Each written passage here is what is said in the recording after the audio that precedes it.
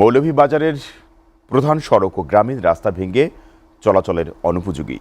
দীর্ঘদিন যাবৎ সংস্কারের উদ্যোগ নেই কর্তৃপক্ষের, দুর্ভোগ পোহাতে হচ্ছে পথচারীদের। দর্শক, এ নিয়ে বিস্তারিত জানাতে মৌলভীবাজার থেকে যুক্ত হচ্ছেন সহকর্মী হোসেন আহমেদ।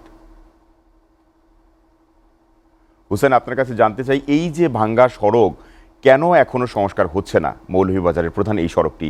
এ বিষয়ে কর্তৃপক্ষ কি বলছে, বিস্তারিত জানাবেন। আপনি যেমনটি বলছিলেন যে মৌলভীবাজারের গ্রামীণ রাস্তা এবং আঞ্চলিক মহাসড়কগুলো অনেকটা চলাচলের অনুপযোগী হয়ে পড়েছে। আমি এই মুহূর্তে দাঁড়িয়ে আছি মৌলভীবাজার পৌর শহরের মৌলভীবাজার সিলেট আঞ্চলিক মহাসড়কের পাশে।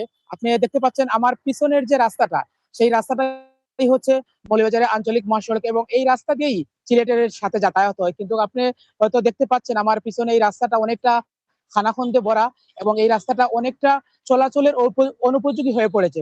শুধু মৌলভীবাজারের এই রাস্তার এই চিত্র নয়, মৌলভীবাজার আমি আপনাকে যদি আর একটু বলে রাখি, টোটাল জেলা মৌলভীবাজারের জুড়ি, কুলাউড়া, বড়লেখা, রাজনগর, কমলগঞ্জ এবং শ্রীমঙ্গল সহ প্রত্যেকটি গ্রামীণ রাস্তা এবং আঞ্চলিক যে মহাসড়কগুলো রয়েছে, সেই মহাসড়কগুলো চলাচলের অনেকটা অনুপযোগী।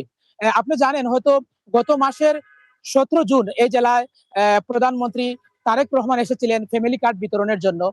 উনার আগমনকে কেন্দ্র করে এই জেলার কয়েকটি রাস্তায় খানাখন্দ সামান্য একটু কাজ করা হয়েছিল।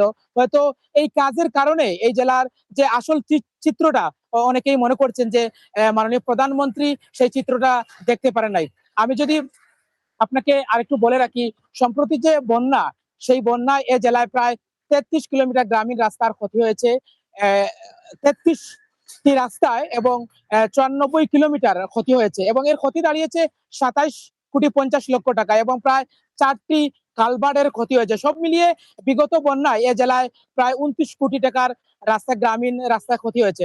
আমরা বিগত 15 বছরের শাসনামলে দেখেছি এ জেলার গ্রামীণ রাস্তাঘাট এবং সড়ক মহাসড়কের তেমন একটা উন্নয়ন হয়নি।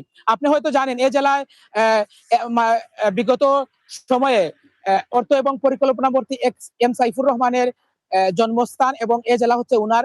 উনি যখন মন্ত্রী ছিলেন বা উনি যখন ক্ষমতায় ছিলেন, তখন এ জেলার জন্য, এ জেলার মানুষের রাস্তাঘাটের উন্নয়নের জন্য অনেক কাজ করেছেন। কিন্তু পরবর্তী সময়ে এ জেলার তেমন কাজ হয় না। আপনি জানেন এ জেলা হচ্ছে পর্যটন জেলা, কিন্তু এ জেলায় মানুষরা এসে যেতে স্বাচ্ছন্দ্যে চলাফেরা করবে বা তাদের ঘুরে এ জেলার বিভিন্ন স্থান দেখবে, এরকম কিছু উন্নয়ন হয়নি।